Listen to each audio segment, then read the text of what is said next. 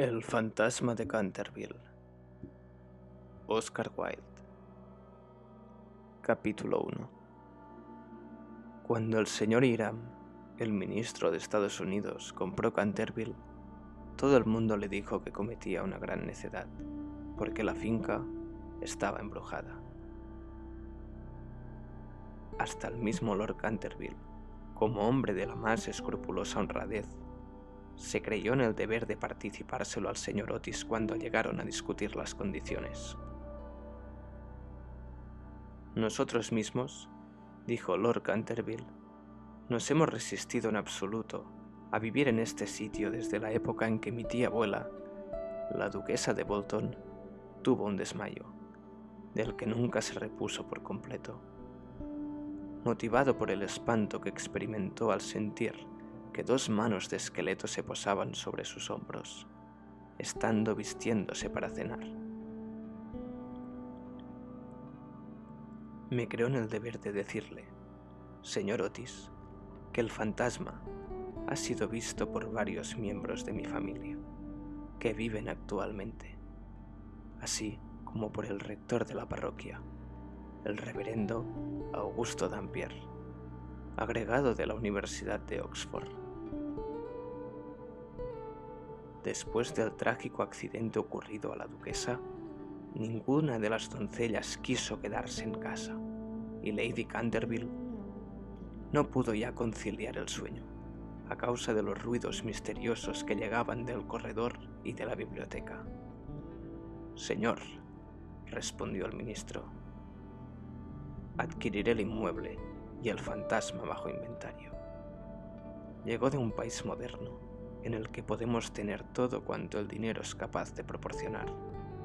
Y esos mozos nuestros, jóvenes y avispados, que recorren de parte a parte el viejo continente, que se llevan los mejores actores de ustedes y sus mejores primadonas, estoy seguro de que si queda todavía un verdadero fantasma en Europa, vendrán a buscarlo enseguida para colocarlo en una de nuestros museos públicos o para pasearlo por los caminos como un fenómeno. El fantasma existe, me lo temo, dijo Lord Canterville sonriendo, aunque quizá se resiste a las ofertas de los intrépidos empresarios de ustedes. Hace más de 3 siglos que se le conoce. Data con precisión de 1574. Y no deja de mostrarse nunca cuando está a punto de ocurrir alguna defunción en la familia. ¡Bah! Los médicos de cabecera hacen lo mismo, Lord Canterville, amigo mío. Un fantasma no puede existir, y no creo que las leyes de la naturaleza admitan excepciones en favor de la aristocracia inglesa. Realmente, son ustedes muy naturales en América, dijo Lord Canterville, que no acababa de comprender la última observación del señor Otis. Ahora bien, si le gusta a usted tener un fantasma en casa, mejor que mejor. Acuérdese únicamente de que yo le previne. Algunas semanas después se cerró el trato, y a fines de estación el ministro y su familia emprendieron el viaje a Canterville. La señora Otis, que con el nombre de Miss Lucrecia, de la calle West 52, había sido una ilustre beldad de Nueva York, era todavía una mujer guapísima, de edad regular, con unos ojos hermosos y un perfil soberbio. Muchas damas norteamericanas, cuando abandonan su país natal, adoptan aires de personas atacadas de una enfermedad crónica y se figuran que eso es uno de los sellos de distinción de Europa. Pero la señora Otis no cayó nunca en ese error. Tenía una naturaleza magnífica y una abundancia extraordinaria de vitalidad. A decir verdad, era completamente inglesa bajo muchos aspectos, y hubiese podido citársele en buena lid para sostener la tesis de que lo tenemos todo en común con Estados Unidos hoy día, excepto la lengua, como es de suponer. Su hijo mayor, bautizado con el nombre de Washington por sus padres, era un momento de patriotismo que él no cesaba de lamentar. Era un muchacho rubio, de bastante buena figura, que se había erigido en candidato a la diplomacia, dirigiendo un cotillón en el casino de Newport durante 3 temporadas seguidas, y aún en Londres pasaba por ser bailarín excepcional. Sus únicas debilidades eran las gardenias y la patria. Aparte de esto, era perfectamente sensato. La señorita Virginia era una muchachita de 15 años, esbelta y graciosa como un cervatillo, con un bonito aire de despreocupación en sus grandes ojos azules. Era una amazona maravillosa, y sobre su caballito derrotó una vez en carreras al viejo Lord Bilton, dando 2 veces la vuelta al parque, ganándole por caballo y medio, precisamente frente a la estatua de Aquiles, lo cual provocó un entusiasmo tan delirante en el joven duque de Cheshire que le propuso acto continuo el matrimonio, y sus tutores tuvieron que expedirlo aquella misma noche a Elton, bañado en lágrimas.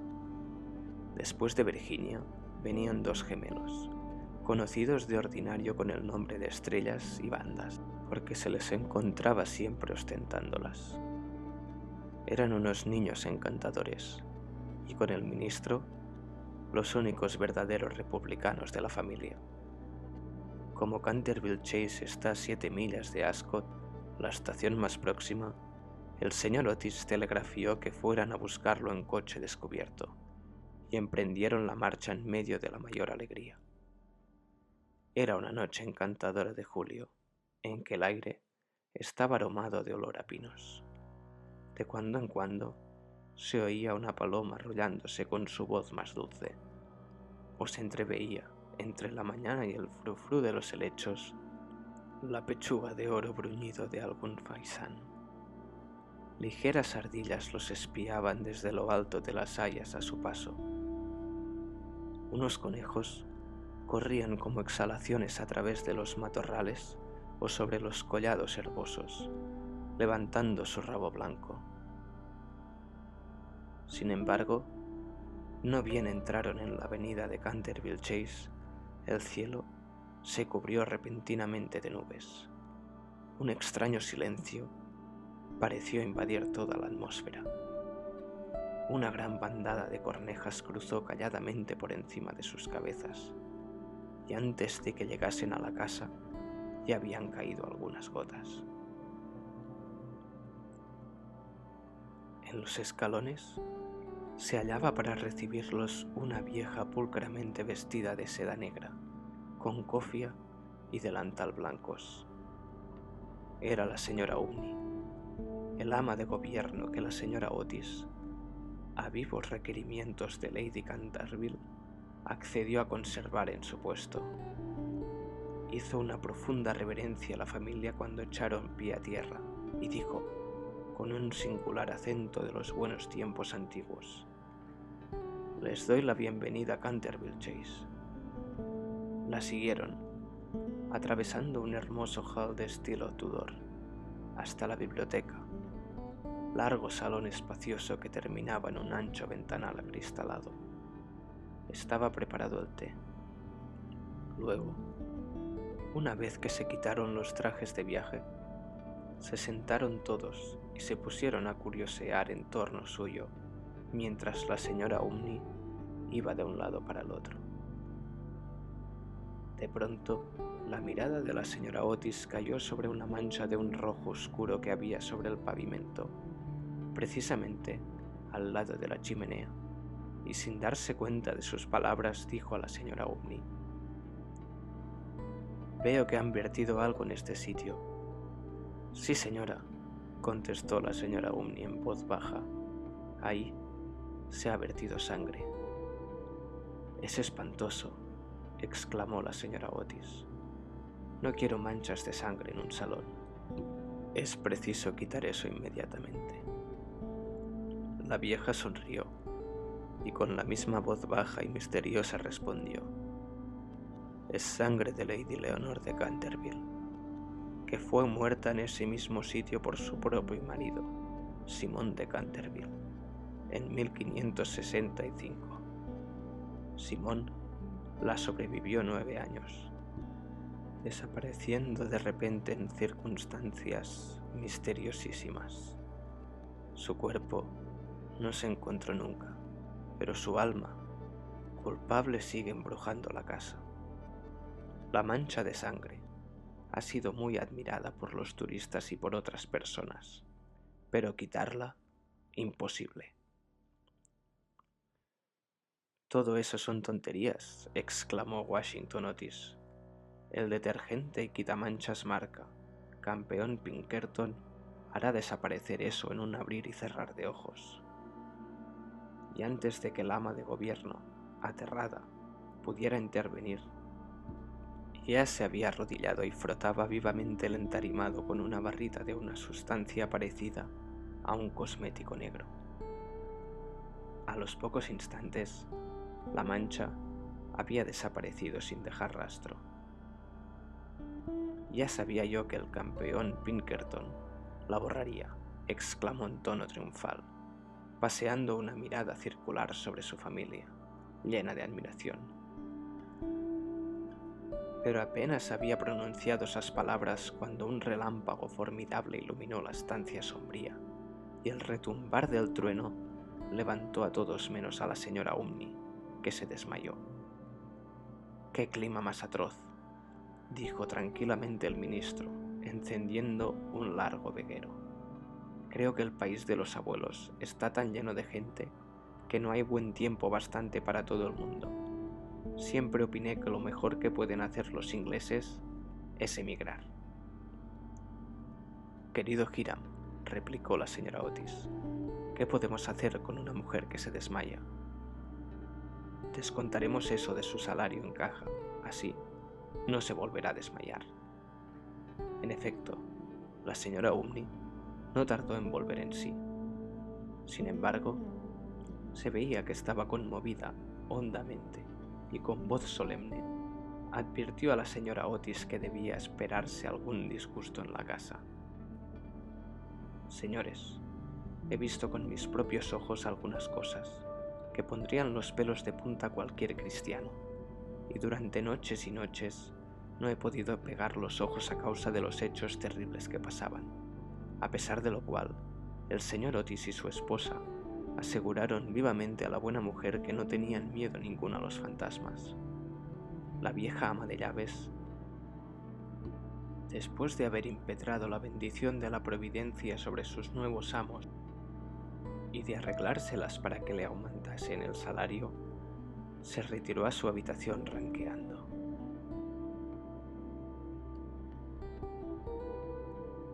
Capítulo 2. La tempestad se desencadenó durante toda la noche, pero no produjo nada extraordinario. Al día siguiente por la mañana, cuando bajaron a almorzar, encontraron de nuevo la terrible mancha sobre el entarimado. «No creo que tenga la culpa el limpiador sin rival», dijo Washington, «pues lo he ensayado sobre toda clase de manchas. Debe de ser cosa del fantasma». En consecuencia, borró la mancha, después de frotar un poco. Al otro día, por la mañana, había reaparecido, y sin embargo, la biblioteca había permanecido cerrada la noche anterior porque el señor Otis se había llevado la llave para arriba. Desde entonces, la familia empezó a interesarse por aquello. El señor Otis se hallaba a punto de creer que había estado demasiado dogmático negando la existencia de los fantasmas. La señora Otis expresó su intención de afiliarse a la sociedad psíquica, y Washington preparó una larga carta a los señores Myers y Podmont, basada en la persistencia de las manchas de sangre cuando provienen de un crimen. Aquella noche disipó todas las dudas sobre la existencia objetiva de los fantasmas. La familia había aprovechado la frescura de la tarde para dar un paseo en coche. Regresaron a las 9, tomando una ligera cena. La conversación no recayó ni un momento sobre los fantasmas, de manera que faltaban hasta las condiciones más elementales de espera y de receptibilidad que preceden tan a menudo a los fenómenos psíquicos. Los asuntos que discutieron, por lo que luego he sabido por la señora Otis, fueron simplemente los habituales en la conversación de los norteamericanos cultos que pertenecen a las clases elevadas, como por ejemplo la inmensa superioridad de Miss Jenny Davenport sobre Sarah Bernhardt como actriz, la dificultad para encontrar maíz verde, galletas de trigo a sarraceno, aún en las mejores casas inglesas, la importancia de Boston en el desenvolvimiento de alma universal, las ventajas del sistema que consiste en anotar los equipajes de los viajeros y la dulzura del acento neoyorquino, comparada con el dejo de Londres. No se trató para nada de lo sobrenatural. No se hizo ni la menor alusión indirecta a Simon de Canterville. A las 11, la familia se retiró. A las 12:30 estaban apagadas todas las luces. Poco después, el señor Otis se despertó con un ruido singular en el corredor, fuera de su habitación. Parecía un ruido de hierros viejos y se acercaba cada vez más. Se levantó con el acto, encendió la luz y miró la hora. Era la 1 en punto. El señor Otis estaba perfectamente tranquilo. Se tomó el pulso y no lo encontró nada alterado. El ruido extraño continuaba, al mismo tiempo que se oía claramente el sonar de unos pasos. El señor Otis se puso las zapatillas, tomó un frasquito alargado de su tocador y abrió la puerta, y vio frente a él, en el pálido claro de luna, a un viejo de aspecto terrible. Sus ojos parecían carbones encendidos. Una larga cabellera gris caía en mechones revueltos sobre sus hombros. Sus ropas, de corte anticuado, estaban manchadas y en jirones.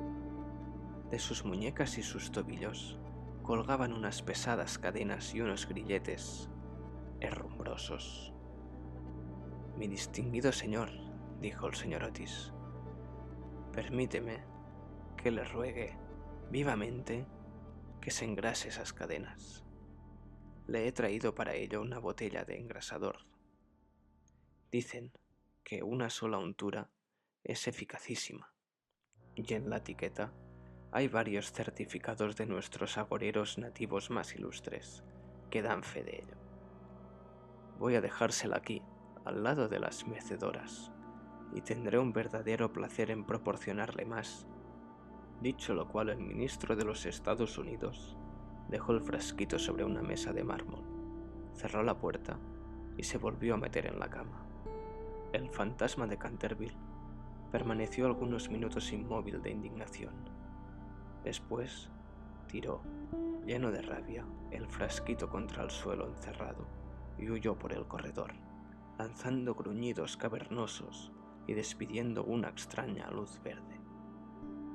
Sin embargo, cuando llegaba a la gran escalera de roble, se abrió de repente una puerta. Aparecieron dos siluetas infantiles, vestidas de blanco, y una voluminosa almohada le rozó la cabeza. Evidentemente, no había tiempo que perder, así es que, utilizando como medio de fuga la cuarta dimensión del espacio, se desvaneció a través del estuco, y la casa recobró su tranquilidad. Llegado a un cuartito secreto de la ala izquierda, se adosó a un rayo de luna para tomar aliento y se puso a reflexionar para darse cuenta de su situación. Jamás, en toda su brillante carrera, que duraba ya 300 años seguidos, fue injuriado tan groseramente. Se acordó de la duquesa viuda, en quien provocó una crisis de terror. Estándose mirándose al espejo, cubierta de brillantes y de encajes, de las 4 doncellas a quienes había enloquecido, produciéndoles convulsiones histéricas, solo con hacerles viajes entre las cortinas de una de las habitaciones destinadas a invitados del rector de la parroquia, cuya vela apagó de un soplo cuando volvía el buen señor de la biblioteca a una hora avanzada, y que desde entonces se convirtió en mártir de toda clase de alteraciones nerviosas de la vieja señora Tremouillac, que al despertarse a medianoche lo vio sentado en un sillón, al lado de la lumbre, en forma de esqueleto, entretenido en leer el diario que redactaba ella de su vida, y que de resultas de la impresión tuvo que guardar cama durante 6 meses, víctima de un ataque cerebral. Una vez curada, se reconcilió con la Iglesia y rompió toda clase de relaciones con el señalado escéptico Monsieur de Voltaire. Recordó igualmente la noche terrible en que el bribón del Lord Canterville fue hallado agonizante en su tocador, con una sota de espadas hundida en la garganta, viéndose obligado a confesar que por medio de aquella carta había timado la suma de 10.000 libras a Carlos Foss, en casa de Crookford, y juraba que aquella carta se la hizo tragar al fantasma. Todas sus grandes hazañas le volvían a la mente. Vio desfilar al mayordomo que se levantó la tapa de los sesos por haber visto una mano verde tamborilear sobre los cristales, y la bella Lady Stiffeld, condenada a llevar alrededor del cuello un collar de terciopelo negro para tapar la señal de 5 dedos, impresos como un hierro candente sobre su blanca piel, y que terminó por ahogarse en el vivero que había al extremo de la Avenida Real. Y, lleno del entusiasmo ególatra del verdadero artista, pasó revista a sus creaciones más célebres. Se dedicó una amarga sonrisa al evocar su última aparición en el papel de Rubén el Rojo, o el Rorro estrangulado, su debut en el Given, el vampiro flaco del páramo de Beffley, y el furor que causó una tarde encantadora de junio solo con jugar a los bolos con sus propios huesos sobre el campo de hierba de lawn tenis. ¿Y todo para qué? Para que unos miserables norteamericanos le ofreciesen el engrasador marca Sol Levante y le tirasen almohadas a la cabeza. Era realmente intolerable. Además, la historia nos enseña que jamás fue tratado ningún fantasma de aquella manera. Llegó a la conclusión de que era preciso tomarse la revancha y permaneció hasta el amanecer en actitud de profunda meditación. Capítulo 3. Cuando a la mañana siguiente el almuerzo reunió a la familia Otis, se discutió extensamente acerca del fantasma. El ministro de los Estados Unidos estaba, como era natural, un poco ofendido viendo que su ofrecimiento no había sido aceptado. No quisiera en modo alguno injuriar personalmente al fantasma, dijo, y reconozco que, dada la larga duración de su estancia en la casa, no era nada cortés tirarle una almohada a la cabeza. Siento tener que decir que esta observación tan justa provocó una explosión de risa en los gemelos. Pero por otro lado, prosiguió el señor Otis, si se empeña sin más ni más en no hacer uso del engrasador marca Sol Levante, nos veremos precisados a quitarle las cadenas. No habría manera de dormir con todo ese ruido a la puerta de las alcobas. Pero sin embargo, en el resto de la semana no fueron molestados. Lo único que les llamó la atención fue la reparación continua de la mancha de sangre sobre el parquet de la biblioteca. Era realmente muy extraño, tanto más cuanto que el señor Otis cerraba la puerta con llave por la noche, igual que las ventanas. Los cambios de color que sufría la mancha, comparables a los de un camaleón, produjeron asimismo frecuentes comentarios en la familia. Una mañana era de un rojo oscuro, casi violáceo. Otras veces era vermellón. Luego, de un púrpura espléndido.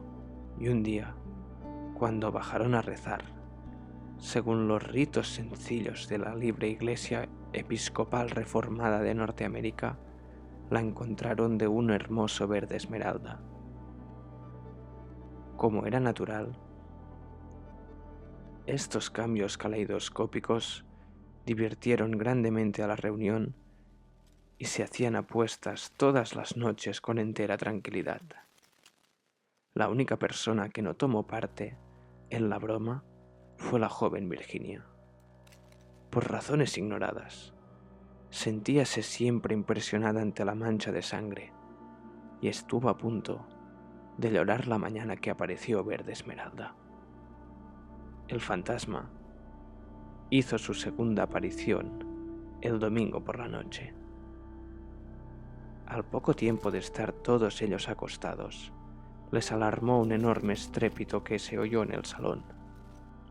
Bajaron apresuradamente y se encontraron con que una armadura completa se había desprendido de su soporte y caído sobre las losas. Cerca de allí, sentado en un sillón de alto respaldo, el fantasma de Canterville se restregaba las rodillas, con una expresión de agudo dolor sobre su rostro. Los gemelos, que se habían provisto de sus ondas, se lanzaron inmediatamente 2 balines, con esa seguridad de puntería que solo se adquiere a fuerza de largos y pacientes ejercicios sobre el profesor de caligrafía. Mientras tanto, el ministro de los Estados Unidos mantenía al fantasma bajo la amenaza de su revólver y, conforme a la etiqueta californiana, lo instaba a levantar los brazos. El fantasma se alzó bruscamente, lanzando un grito de furor salvaje, y se disipó en medio de ellos, como una niebla, apagando de paso la vela de Washington Otis y dejándolos a todos en la mayor oscuridad.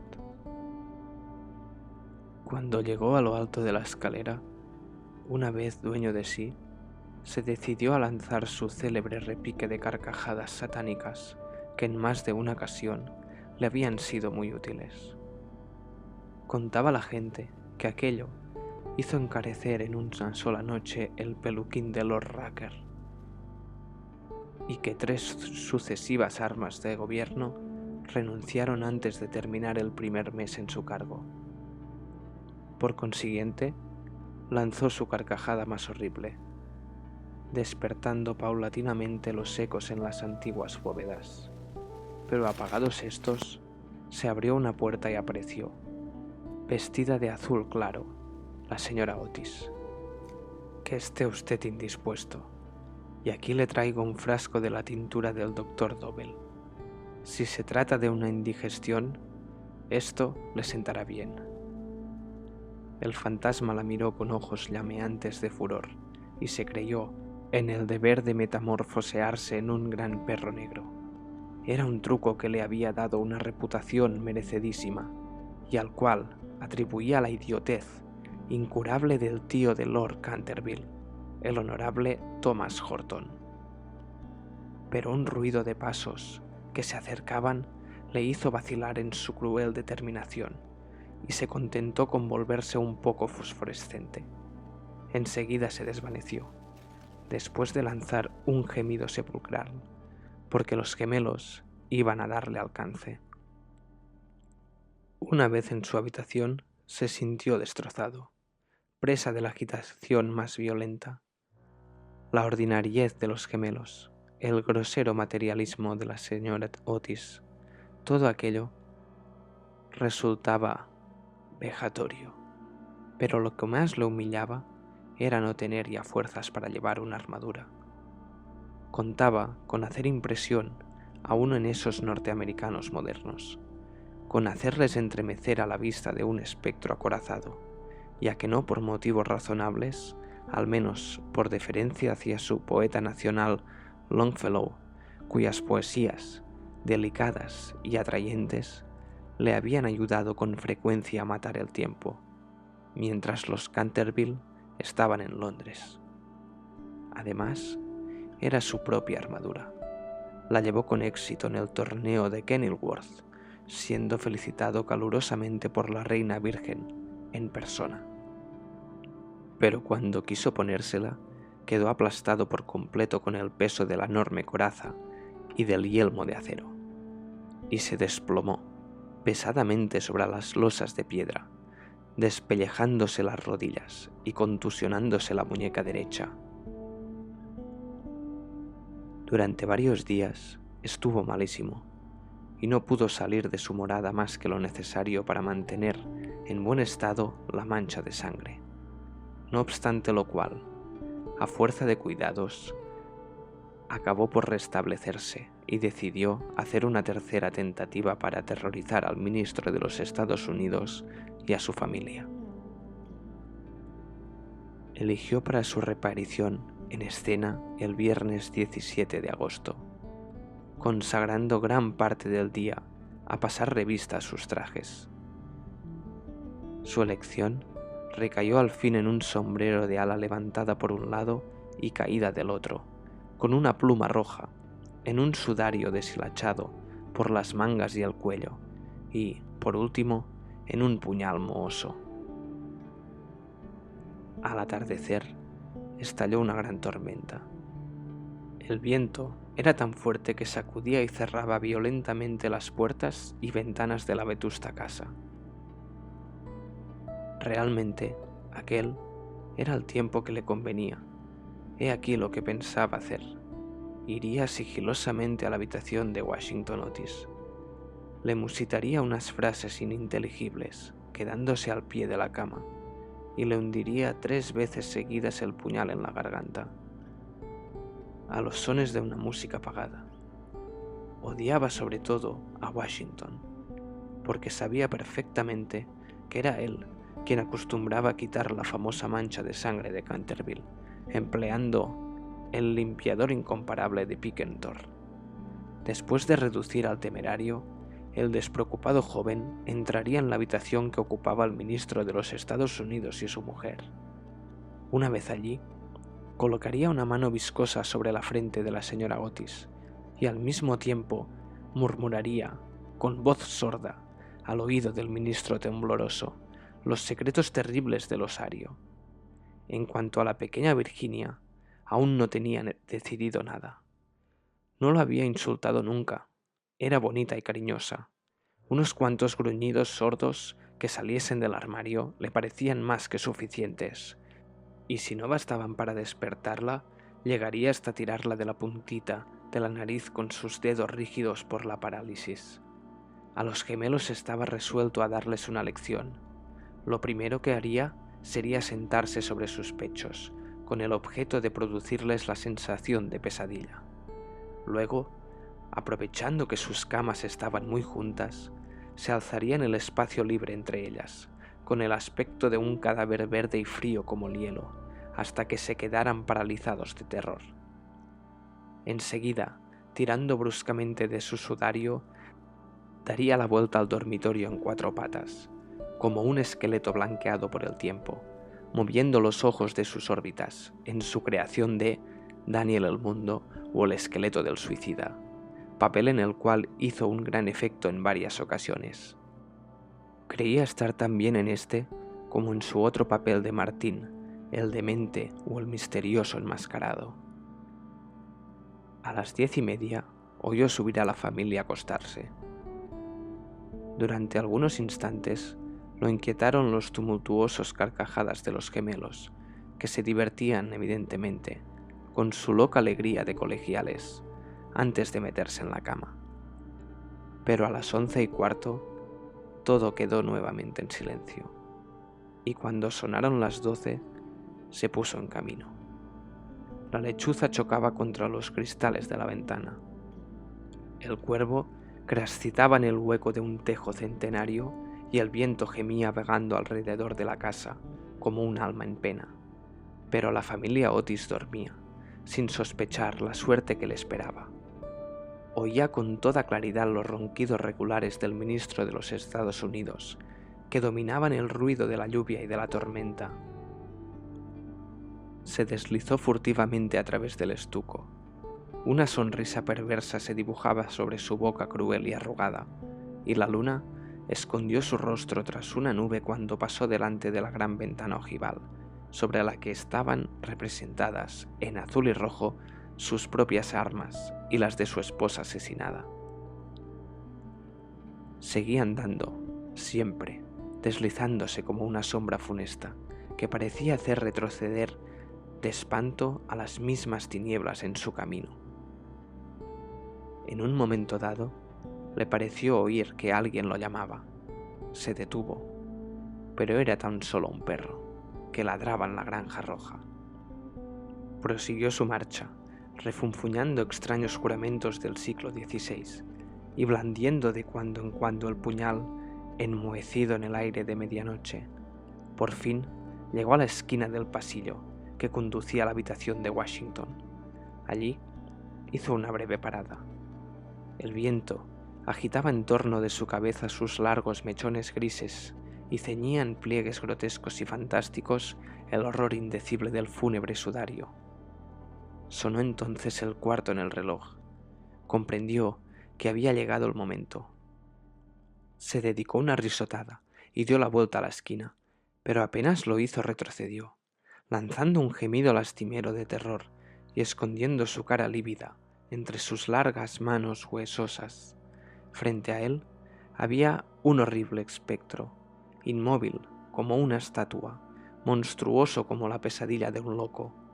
La cabeza del espectro era pelada y reluciente, su faz redonda, carnosa y blanca. Una risa horrorosa parecía retorcer sus rasgos en una mueca eterna. Por los ojos brotaba a oleadas una luz escarlata. La boca tenía el aspecto de un ancho pozo de fuego, y una vestidura horrible, como la de él, como la del mismo Simón, envolvía con su nieve silenciosa aquella forma gigantesca. Sobre el pecho tenía colgado un cartel con una inscripción en caracteres extraños y antiguos. Quizá era un rótulo infamante, donde están escritos delitos espantosos, una terrible lista de crímenes. Tenía por último, en su mano derecha, una cimitarra de acero resplandeciente. Como nunca antes había visto fantasmas, naturalmente sintió un pánico terrible, y después de lanzar a toda prisa una segunda mirada sobre el monstruoso atroz, regresó a su habitación, trompicando en el sudario que le envolvía.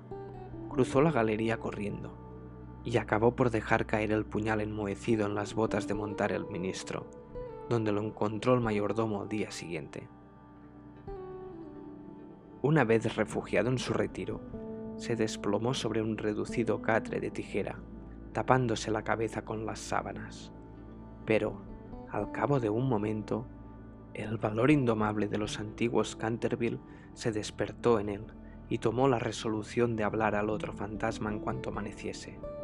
Por consiguiente, no bien el alba plateó las colinas, volvió al sitio en que había visto por primera vez el horroroso fantasma.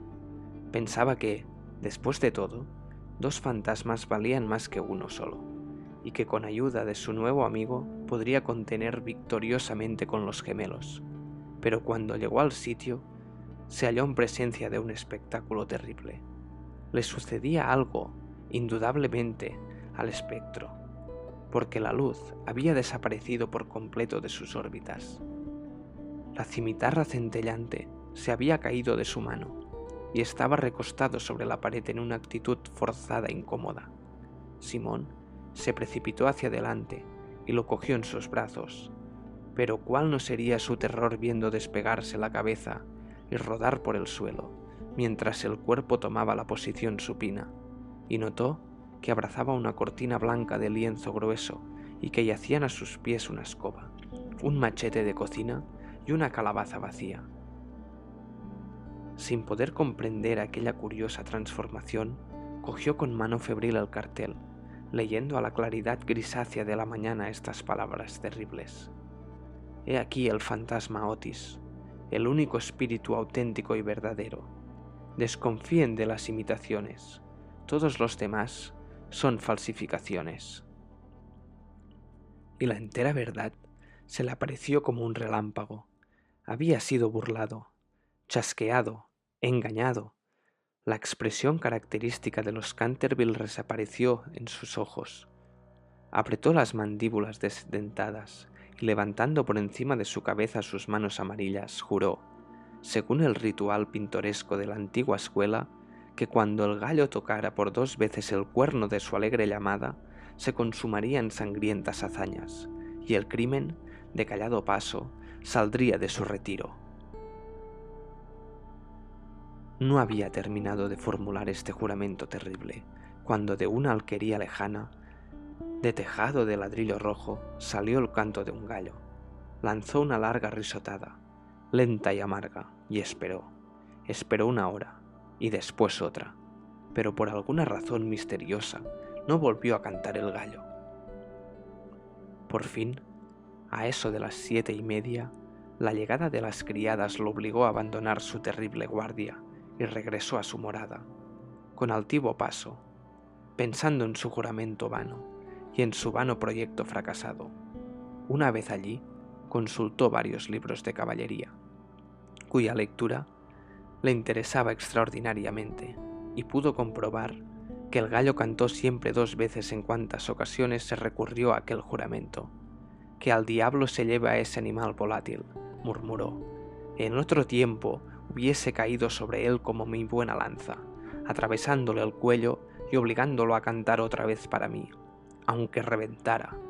Y dicho esto, se retiró a su confortable caja de plomo, y allí permaneció hasta la noche. Capítulo 4. Al día siguiente el fantasma se sintió muy débil y cansado. Las terribles emociones de las 4 últimas semanas empezaban a producir su efecto. Tenía el sistema nervioso completamente alterado y temblaba al más ligero ruido. No salió de su habitación en 5 días y concluyó por hacer una concesión en lo relativo a la mancha de sangre del parquet de la biblioteca. Puesto que la familia Otis no quería verla, era indudable que no lo merecía. Aquella gente estaba colocado a ojos de vistas en un plano inferior de vida material y era incapaz de apreciar el valor simbólico de los fenómenos sensibles. La cuestión de las apariciones de fantasmas y el desenvolvimiento de los cuerpos astrales era realmente para ellos cosa desconocida e indiscutiblemente fuera de su alcance. Pero, por lo menos, constituía para él un deber ineludible mostrarse en el corredor 1 vez a la semana y farfullar por la gran ventana ojival el 1º y el 3er miércoles de cada mes. No veía ningún medio digno de sustraerse a aquella obligación. Verdad es que su vida fue muy criminal, pero, quitado eso, era hombre muy concienciado en todo cuanto se relacionaba con lo sobrenatural. Así, pues, los 3 sábados siguientes atravesó, como de costumbre, el corredor entre 12 de la noche y 3 de la madrugada, tomando todas las precauciones posibles para no ser visto ni oído. Se quitaba las botas, pisaba lo más ligeramente que podía sobre las viejas maderas carcomidas, se envolvía en una gran capa de terciopelo negro, y no dejaba de usar el engrasador sol relevante para sus cadenas. Me veo precisado a reconocer que solo después de muchas vacilaciones se decidió a adoptar este último medio de protección. Pero al fin, una noche, mientras cenaba la familia, se deslizó en el dormitorio de la señora Otis y se llevó el frasquito. Al principio, se sintió un poco humillado, pero después fue suficientemente razonable para comprender que aquel invento merecía grandes elogios y cooperaba, en cierto modo, a la realización de sus proyectos. A pesar de todo, no se vio libre de problemas. No dejaban nunca de tenderle cuerdas al lado del corredor para hacerlo tropezar en la oscuridad. Y una vez que se había disfrazado para el papel de Isaac el Negro o el cazador del bosque de Huxley, cayó cuán largo era al poner el pie sobre una pista de maderas enjabonadas que habían colocado los gemelos desde el umbral del salón de tapices hasta la parte alta de la escalera de roble. Esta última afrenta le dio tal rabia que decidió hacer un esfuerzo para imponer su dignidad y consolidar su posición social, y formó el proyecto de visitar a la noche siguiente a los insolentes chicos de Eton, en su célebre papel de Ruperto, el temerario o el conde sin cabeza. No se había mostrado con aquel disfraz desde hacía 70 años, es decir, desde que causó con él tal pavor a la bella Lady Bárbara Modish, que ésta retiró su consentimiento al abuelo de actual Lord Canterville y se fugó a Gretna Green con el arrogante Jack Castletown, jurando que por nada del mundo consentiría en emparentar con una familia que toleraba los paseos de un fantasma tan horrible por la terraza al atardecer. El pobre Jack fue al poco tiempo muerto en duelo por Lord Canterville en la pradera de Wandsworth, y Lady Bárbara murió de pena en Tunbridge Wells antes de terminar el año, así que fue un gran éxito por todos conceptos. Sin embargo, era permitiéndome emplear un término de argot teatral para aplicarlo a uno de los mayores misterios del mundo sobrenatural, o el lenguaje más científico del mundo superior a la naturaleza. Era, repito, una creación de las más difíciles, y necesito sus 3 buenas horas para terminar los preparativos. Por fin, todo estuvo listo, y él contentísimo de su disfraz. Las grandes botas de montar, que hacían juego con el traje, eran, eso sí, un poco holgadas para él, y no pudo encontrar más que una de las 2 pistolas del arzón, pero, en general, quedó satisfechísimo, y a la 1:15 pasó a través del estuco y bajó a corredor. Cuando estuvo cerca de la habitación ocupada por los gemelos, a la que llamaré el dormitorio azul, por el color de sus cortinajes, se encontró con la puerta entreabierta. A fin de hacer una entrada sensacional, la empujó con violencia, pero se le vino encima una jarra de agua que se le empapó hasta los huesos, no dándole en el hombro por unos milímetros. Al mismo tiempo, oyó unas risas sofocadas que partían de la doble cama con dosel. Su sistema nervioso sufrió tal conmoción que regresó a sus habitaciones a todo escape, y al día siguiente tuvo que permanecer en la cama con un fuerte reuma. El único consuelo que mantuvo fue el de no haber llevado su cabeza sobre los hombros, pues sin esto las consecuencias hubieran podido ser más graves. Desde entonces renunció para siempre a espantar a aquella recia familia de norteamericanos y se limitó a vagar por el corredor, con zapatillas de orillo, envuelto el cuello en una gruesa bufanda, por temor a los corrientes de aire, y provisto de un pequeño arcabuz, para el caso en que fuese atacado por los gemelos. Hacia el 19 de septiembre fue cuando recibió el golpe de gracia. Había bajado por la escalera hasta el espacioso salón, seguro de que en aquel sitio por lo menos estaba cubierto de jugarretas, y se entretenía en hacer observaciones satíricas sobre las grandes fotografías del ministro de los Estados Unidos y de su mujer, hechas en casa de Sarrow. Iba vestido sencilla, pero decentemente, con un largo sudario salpicado de moho de cementerio. Se había atado la quijada con una tira de tela y llevaba una linternita y un azadón de sepulturero. En una palabra, iba disfrazado del desenterrador o el ladrón de cadáveres de Chertsey Barn. Era una de sus creaciones más notables y de las que guardaba recuerdo, con más motivo los Canterville, ya que fue la verdadera causa de su riña con Lord Rudolph, vecino suyo. Serían próximamente las 2:15 de la madrugada, y a su juicio no se movía nadie en la casa, pero cuando se dirigía tranquilamente en dirección a la biblioteca para ver lo que quedaba de la mancha de sangre, se abalanzaron hacia él, desde un rincón sombrío, 2 siluetas, agitando locamente sus brazos sobre sus cabezas, mientras gritaban a su oído, ¡bu!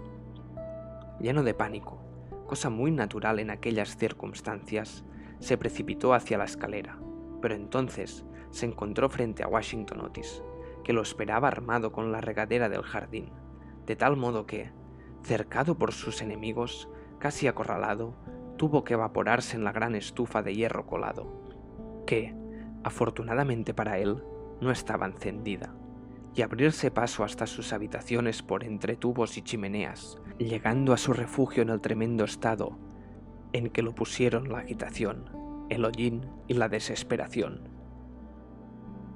Desde aquella noche no volvió a vérsele nunca de expedición nocturna. Los gemelos se quedaron muchas veces en acecho para sorprenderlo, sembrando de cáscara de nuez los corredores todas las noches, con gran molestia de sus padres y criados. Pero fue inútil.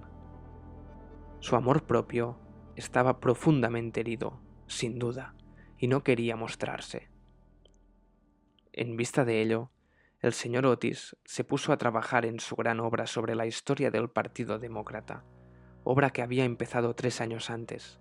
La señora Otis organizó una extraordinaria horneada de almejas, de la que se habló en toda la comarca. Los niños se dedicaron a jugar a la barra, el acarté, al póker y a otras diversiones nacionales de Estados Unidos. Virginia dio paseos a caballo por las carreteras, en compañía del duquesito de Cheshire, que se hallaba en Canterville pasando una última semana de vacaciones. Todo el mundo se figuraba que el fantasma había desaparecido, hasta el punto de que el señor Otis escribió una carta al Lord Canterville para comunicárselo, y recibió, en contestación, otra carta en la que éste le testimoniaba el placer que le producía la noticia y enviaba sus más sinceras felicitaciones a la digna esposa del ministro. Pero los Otis se equivocaban. El fantasma seguía en la casa y, aunque se hallaba muy delicado, no estaba dispuesto a retirarse, sobre todo después de saber que figuraba entre los invitados del duquesito de Cheshire, cuyo tío, Lord Francis Stilton, apostó una vez con el coronel Carbury a que jugaría los dados con el fantasma de Canterville. A la mañana siguiente encontraron a Lord Stilton tendido sobre el suelo del salón de juego en un estado de parálisis tal que, a pesar de la edad avanzada que alcanzó, no pudo ya nunca pronunciar más palabras que estas: doble 6. Esta historia era muy conocida en un tiempo, aunque, en atención a los sentimientos de 2 familias nobles, se hicieron todo lo posible por ocultarla, y existe un relato detallado de todo lo referente a ella en el tomo 3 de las memorias de Lord Tuttle, sobre el príncipe regente y sus amigos. Desde entonces, el fantasma deseaba vivamente probar que no había perdido su influencia sobre los Stilton, con los que además estaba emparentado por matrimonio, pues una prima suya se casó en segundas nupcias con el señor Bull Kelly, del que descienden en línea directa, como todo el mundo sabe, los duques de Cheshire. Por consiguiente, hizo sus preparativos para mostrarse el pequeño enamorado de Virginia en su famoso papel de fraile vampiro o el benedictino desangrado. Era un espectáculo espantoso que cuando la vieja Lady Starbury se lo vio representar, es decir, en víspera de año del nuevo de 1764, empezó a lanzar chillidos agudos, que tuvieron por resultado un fuerte ataque que apoplejía y su fallecimiento al cabo de 3 días, no sin que desheredara antes a los Canterville y legase todo su dinero a su farmacéutico en Londres. Pero a última hora, el terror que le inspiraban los gemelos lo retuvo en su habitación, y el duquesito durmió tranquilo en el gran lecho con dosel coronado de plumas del dormitorio real, soñando con Virginia.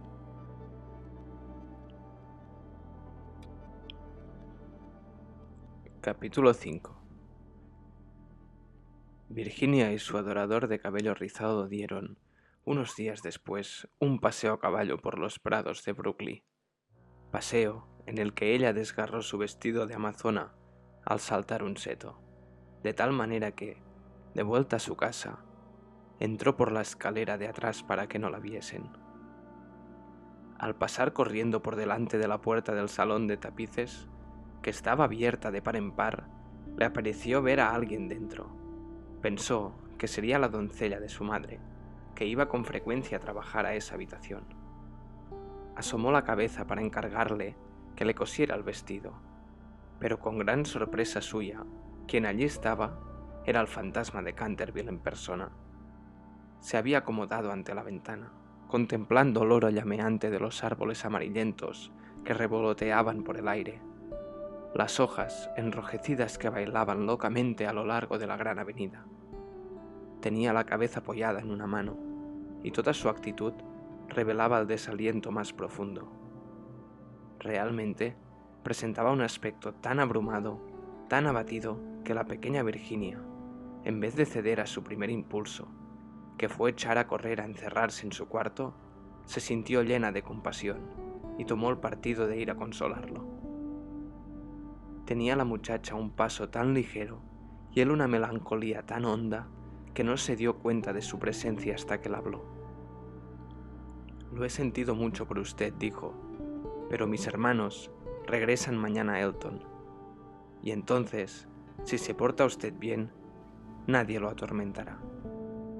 «Es inconcebible pedirme que me porte bien», le respondió, contemplando estupefacto a la jovencita que tenía la audacia de dirigirle la palabra.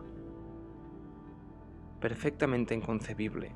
Es necesario que yo sacuda mis cadenas, que gruña por los agujeros de las cerraduras y que corretee de noche». ¿Eso es lo que usted llama portarse mal? No tengo otra razón de ser. Eso no es una razón de ser. En sus tiempos fue usted muy malo, ¿sabe? La señora Umney nos dijo que el día que llegamos, que usted mató a su esposa. Sí, lo reconozco, respondió incautamente el fantasma, pero era un asunto de familia, y nadie tenía que meterse. Está muy mal matar a nadie, dijo Virginia, que a veces adoptaba un bonito gesto de gravedad puritana, heredado quizás de algún antepasado venido de Nueva Inglaterra. Oh, no puedo sufrir la severidad barata de la moral abstracta. Mi mujer era feísima. No almidonaba nunca lo bastante mis puños, y no sabía nada de cocina. Mire usted, un día había yo cazado un soberbio ciervo en los bosques de Hawksley, un hermoso macho de 2 años. Pues no pude usted figurarse cómo me lo sirvió. Pero en fin, dejemos eso, es asunto liquidado, y no encuentro nada bien que sus hermanos me dejasen morir de hambre, aunque yo lo matase. ¿Que lo dejaron morir de hambre? Oh, señor fantasma, don Simón, quiero decir, ¿es que tiene usted hambre? Hay un sándwich en mi costurero, ¿le gustaría? No, gracias, ahora ya no como, pero de todos modos lo encuentro amabilísimo por su parte. Es usted bastante más atenta que el resto de su horrible, arisca, ordinaria y ladrona familia. «Basta», exclamó Virginia, dando con el pie en el suelo. «El arisco, el horrible y el ordinario lo es usted. En cuanto a lo de ladrón, bien sabe usted que me ha robado mis colores de la caja de pinturas para restaurar esa ridícula mancha de sangre en la biblioteca. Empezó usted por coger todos mis rojos, incluso el vermellón, imposibilitándome para pintar puestas de sol. Después, agarró usted el verde esmeralda y el amarillo cromo, y finalmente solo me queda el añil y el blanco. Así es que ahora no puedo hacer más que claros de luna, que da grima ver, e incomodísimos, además de colorear. Y no le he acusado, aun estando fastidiada y a pesar de que todas esas cosas son completamente ridículas. ¿Se ha visto alguna vez sangre color verde esmeralda? Vamos a ver, dijo el fantasma, con cierta dulzura. ¿Y qué iba yo a hacer? Es dificilísimo en los tiempos actuales agenciarse sangre de verdad, y ya que su hermano empezó con su quitamanchas, incomparable, no veo por qué no iba ya a emplear los colores de usted para resistir. En cuanto al tono, es cuestión de gusto. Así, por ejemplo, los Canterville tienen sangre azul, la sangre más azul que existe en Inglaterra. Aunque ya sé que usted, los norteamericanos, no hacen el menor caso de esas cosas. No sabe usted nada, y lo mejor que puede hacer es emigrar, y así se formará idea de algo. Mi padre tendrá un verdadero gusto en proporcionarle un pasaje gratuito, y aunque haya fuertes impuestos sobre los espíritus, no le pondrán dificultades en la aduana. Y una vez en Nueva York, puede usted contar con un gran éxito. Conozco infinidad de personas que darían $100,000 por tener antepasados y que sacrificarían mayor cantidad aún por tener un fantasma para la familia. Creo que no me divertiría mucho en Estados Unidos. Quizá se deba a que allí no tenemos ni ruinas ni curiosidades, dijo burlonamente Virginia.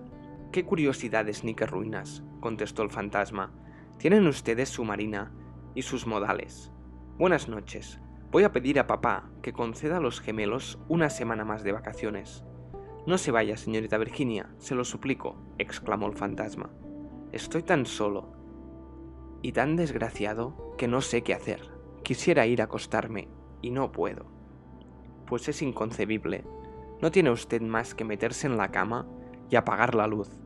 Algunas veces es dificilísimo permanecer despierto, sobre todo en una iglesia, pero, en cambio, dormir es muy sencillo. Ya ve usted, los gemelos saben dormir admirablemente y no son de los más listos. Hace 300 años que no duermo, dijo el anciano tristemente, haciendo que Virginia abriese mucho sus hermosos ojos azules, llenos de asombro. Hace ya 300 años que no duermo, así es que me siento cansadísimo. Virginia adoptó un grave continente, y sus finos labios se movieron como pétalos de rosa. Se acercó y arrodilló al lado del fantasma. Contempló su rostro, envejecido y arrugado. Pobrecito fantasma, profirió a media voz, ¿y no hay ningún sitio donde pueda usted dormir? Allá lejos, pasando el pinar, respondió él en voz baja y soñadora. Hay un jardincito. La hierba crece en él, alta y espesa. Allí pueden verse las grandes estrellas blancas de la Cicuta. Allí el ruiseñor canta toda la noche y la luna, de cristal helado, deja caer su mirada, y el tejo extiende sus brazos de gigante sobre los durmientes. Los ojos de Virginia se empañaron de lágrimas y sepultó la cara ante sus manos. ¿Se refiere usted al jardín de la muerte?, murmuró. Sí, de la muerte. Debe ser hermosa, descansar en la blanda tierra oscura, mientras las hierbas se balancean encima de nuestra cabeza, y escuchar el silencio. No tener ni ayer ni mañana, olvidarse del tiempo y de la vida, morar en paz. Usted puede ayudarme. Usted puede abrirme de par en par las puertas de la muerte, porque el amor la acompaña a usted siempre, y el amor es más fuerte que la muerte. Virginia tembló. Un estremecimiento helado recorrió todo su ser, y durante unos instantes hubo un gran silencio. Le parecía vivir un sueño terrible. Entonces el fantasma habló de nuevo con una voz que resonaba como los suspiros del viento. ¿Ha leído usted alguna vez la antigua profecía que hay sobre las vidrieras de la biblioteca? Oh, muchas veces, exclamó la muchacha levantando los ojos. La conozco muy bien. Está pintada con unas curiosas letras doradas y se lee con dificultad. No tiene más que estos 6 versos. Cuando una joven rubia logre hacer brotar una oración de los labios del pecador, cuando el almendro, estéril de fruto, y una niña deje correr su llanto, entonces toda la casa recobrará la tranquilidad y volverá la paz a Canterville. Pero no sé lo que significan. Significan que tiene usted que llorar conmigo mis pecados, porque no tengo lágrimas, y que tiene usted que rezar conmigo por mi alma, porque no tengo fe. Y entonces, si ha sido usted siempre dulce, buena y cariñosa, el ángel de la muerte se apoderará de mí. Verá usted seres terribles en las tinieblas y voces funestas murmurarán en sus oídos, pero no podrán hacerle ningún daño, porque contra la pureza de una niña no pueden nada las potencias infernales. Virginia no contestó, y el fantasma se retorcía las manos en la violencia de su desesperación, sin dejar de mirar la rubia cabeza inclinada. De pronto, se irguió la joven, muy pálida, con un fulgor en los ojos. «No tengo miedo», dijo con voz firme, «y rogaré al ángel que se apiade de usted». Se levantó el fantasma de su asiento lanzando un débil grito de alegría. Cogió la blonda cabeza entre sus manos, con una gentileza que recordaba los tiempos pasados, y la besó. Sus dedos estaban fríos como hielo, y sus labios abrasaban como el fuego, pero Virginia no flaqueó. El fantasma la guió a través de la estancia sombría. Sobre un tapiz de un verde apagado estaban bordados unos pequeños cazadores. Soplaban en sus cuernos adornados de flecos y con sus lindas manos le hacían gestos que retrocediese. «Vuelve sobre tus pasos, Virginia. Vete, vete», gritaban, pero el fantasma le apretaba en aquel momento la mano con más fuerza, y ella cerró los ojos para no verlos. Horribles animales de colas de lagarto y de ojazos saltones parpadearon maliciosamente en las esquinas de la chimenea, mientras le decían en voz baja: «Ten cuidado, Virginia, ten cuidado, podríamos no volver a verte». Pero el fantasma apresuró el paso, y Virginia no oyó nada. Cuando llegaron al extremo de la estancia, el viejo se detuvo, murmurando unas palabras que ella no comprendió. Volvió Virginia a abrir los ojos y vio disiparse el muro lentamente, como una neblina, y abrirse ante ella una gran caverna. Un áspero y helado viento los azotó, sintiendo la muchacha que le tiraban del vestido. «Deprisa, deprisa», gritó el fantasma. «No será demasiado tarde». Y en el mismo momento, el muro se cerró de nuevo detrás de ellos y el salón de tapices quedó desierto.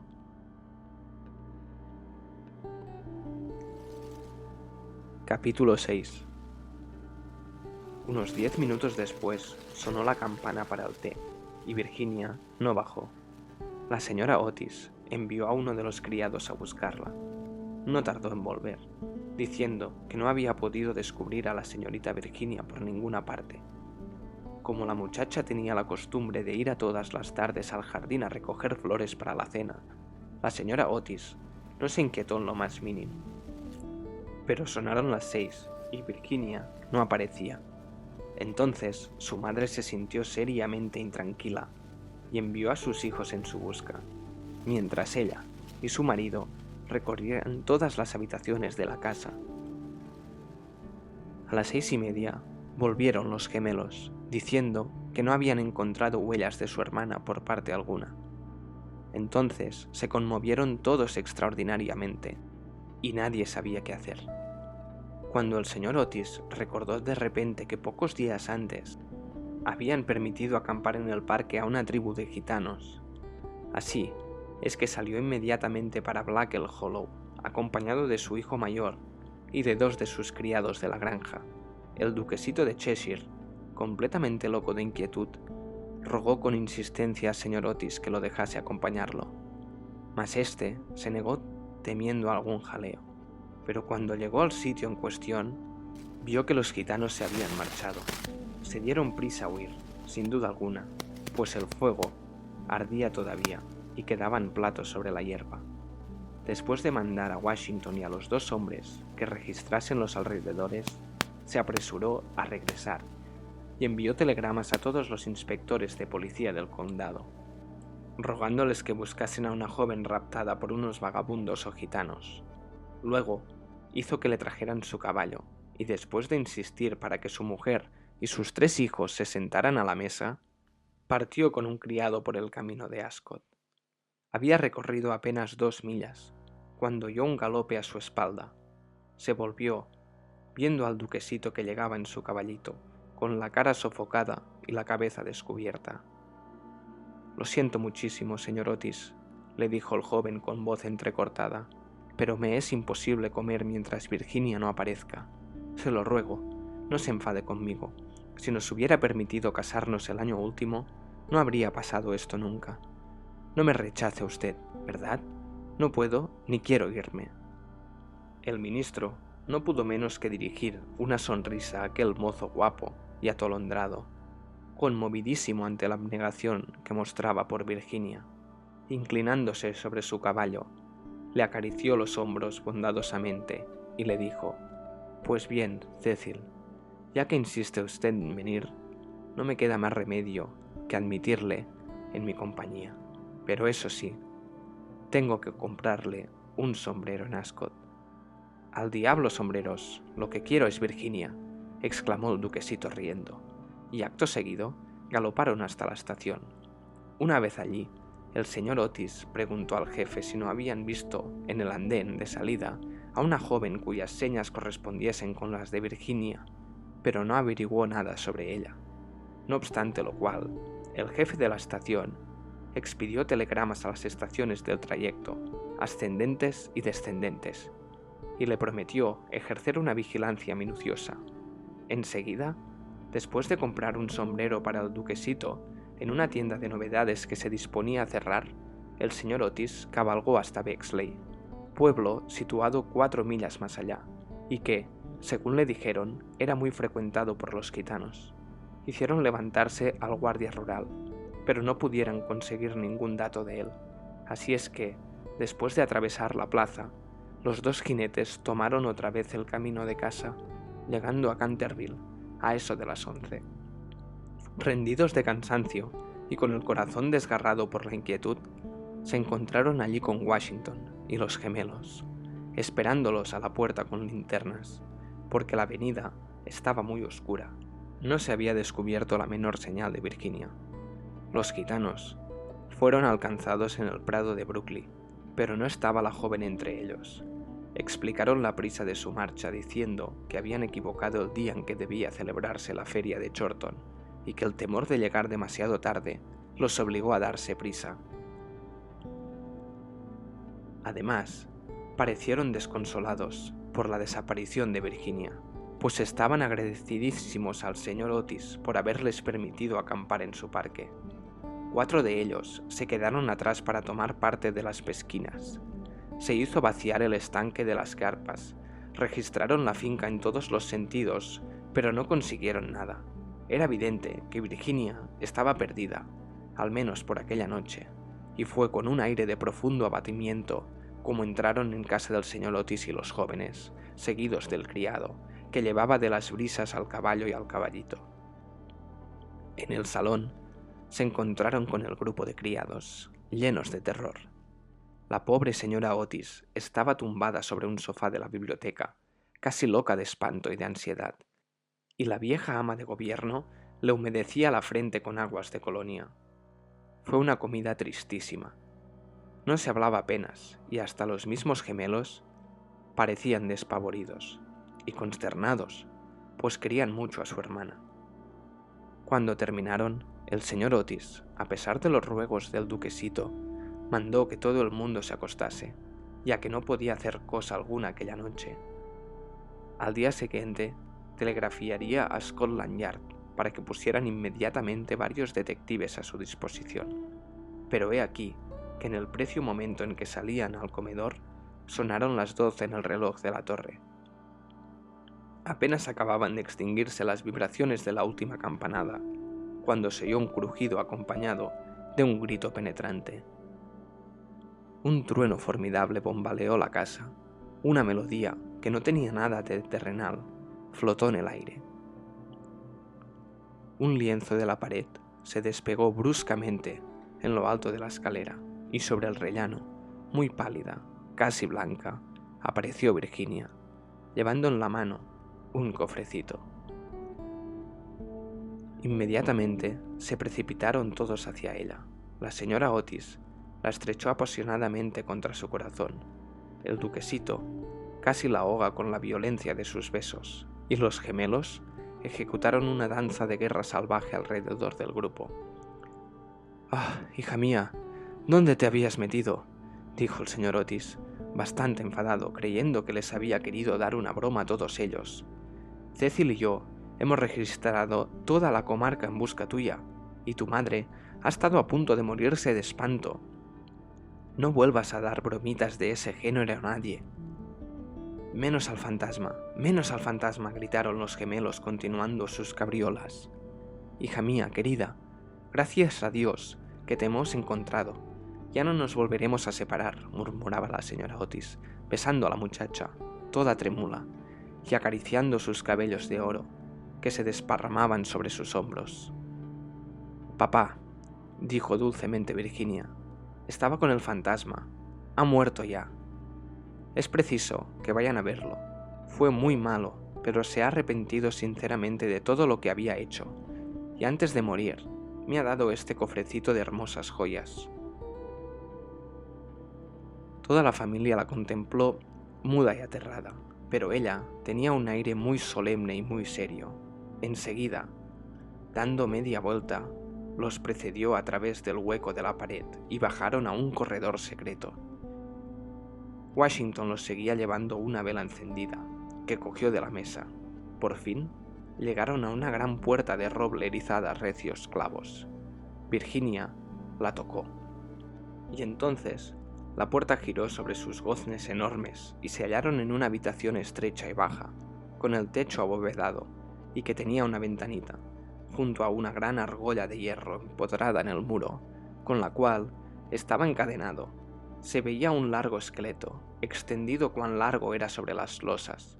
Parecía estirar sus dedos descarnados, como intentando llegar a un plato y a un cántaro, de forma antigua, colocados de tal forma que no pudiese alcanzarlos. El cántaro había estado lleno de agua, indudablemente, pues tenía su interior tapizado de moho verde. Sobre el plato no quedaban más que un montón de polvo. Virginia se arrodilló junto al esqueleto y uniendo sus manitas se puso a rezar en silencio, mientras la familia contemplaba con asombro la horrible tragedia cuyo secreto acababa de ser revelado. «Atiza», exclamó de pronto uno de los gemelos, que había ido a mirar por la ventanita, queriendo adivinar a qué lado del edificio caía aquella habitación. «Atiza, el antiguo almendro, que estaba seco, ha florecido, se ven admirablemente las hojas a la luz de la luna». «Dios lo ha perdonado», dijo gravemente Virginia levantándose, y un magnífico resplandor parecía iluminar su rostro. «Eres un ángel», exclamó el duquesito, ciñéndole al cuello con sus brazos y besándola.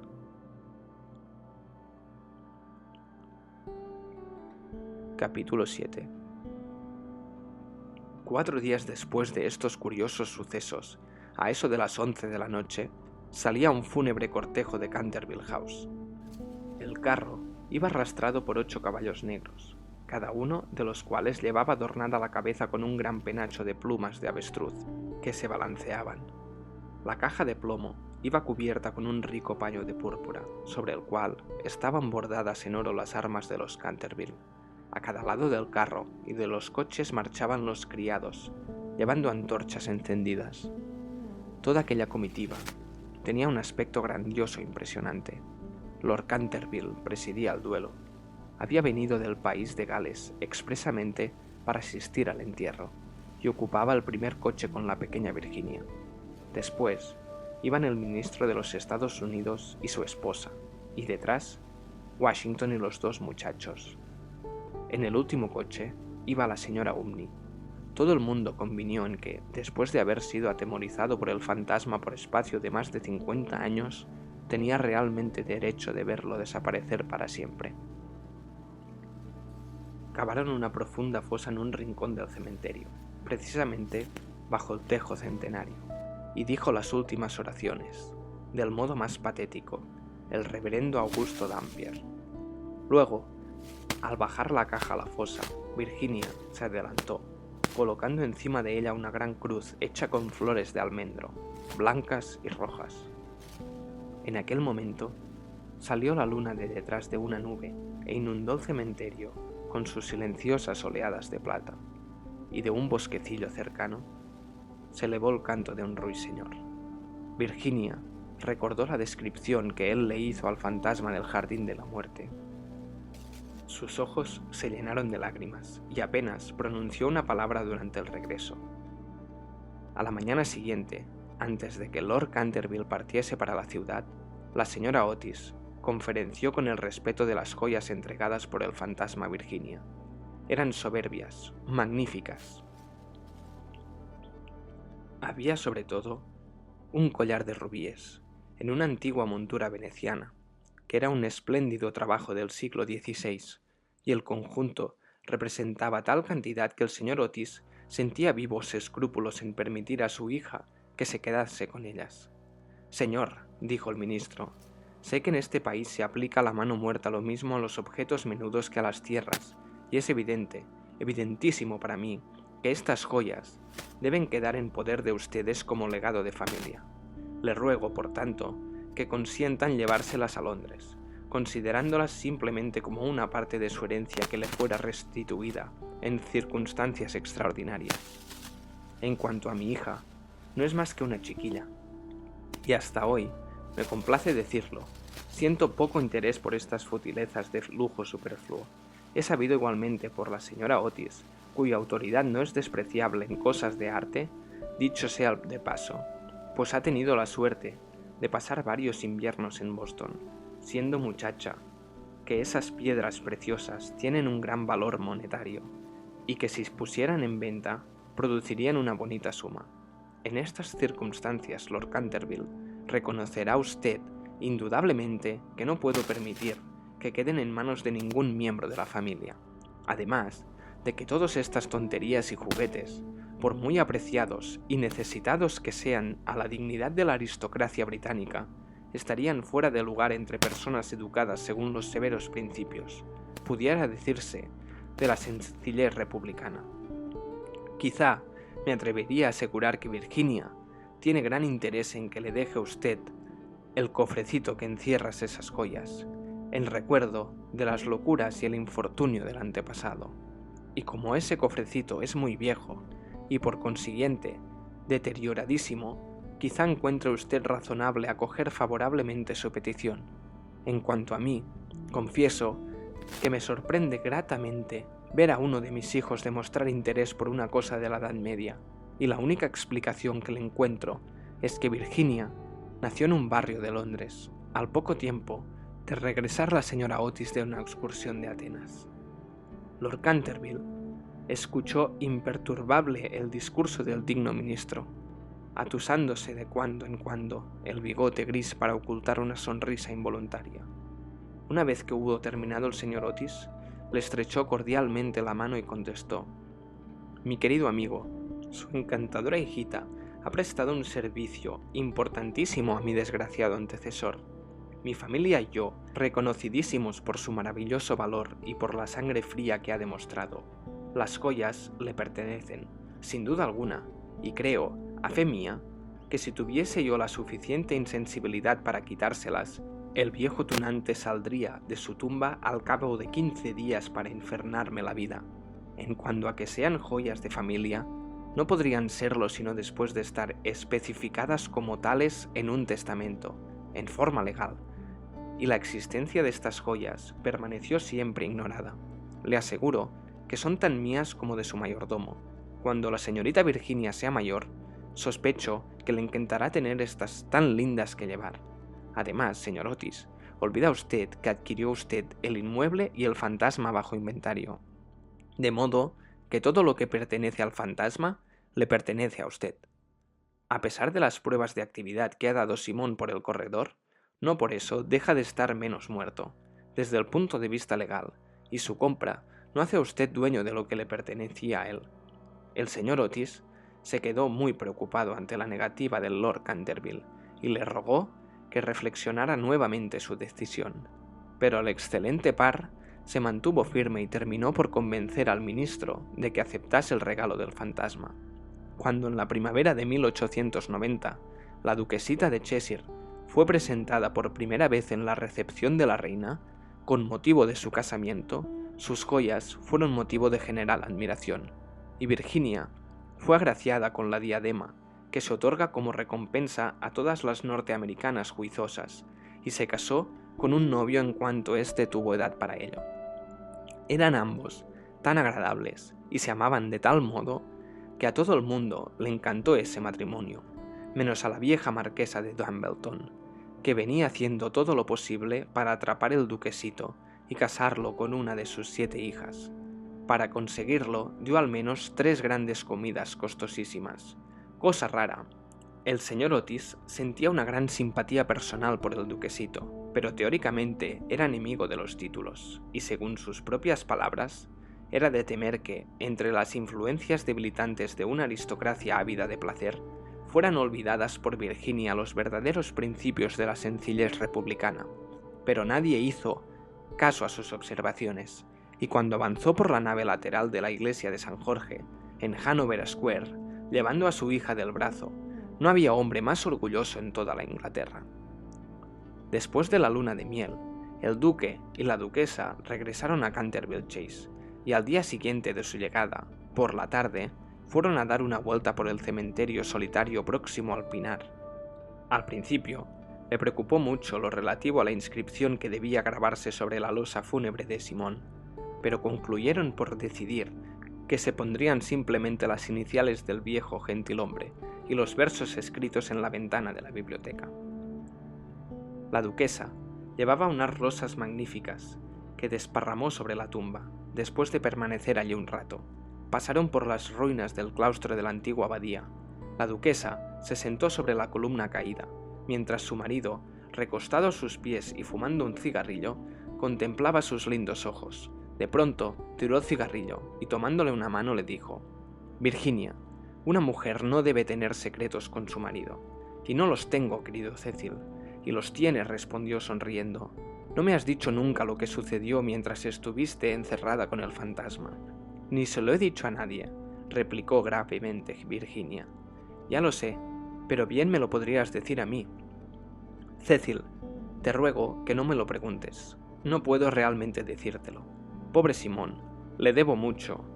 «Sí, no te rías, Cecil. Le debo mucho realmente. Me hizo ver lo que es la vida, lo que significa la muerte y por qué el amor es más fuerte que la muerte». El duque se levantó para besar amorosamente a su mujer. «Puedes guardar tu secreto mientras yo posea tu corazón», dijo a media voz. «Siempre fue tuyo. Y se lo dirás algún día a nuestros hijos, ¿verdad?». Virginia se ruborizó.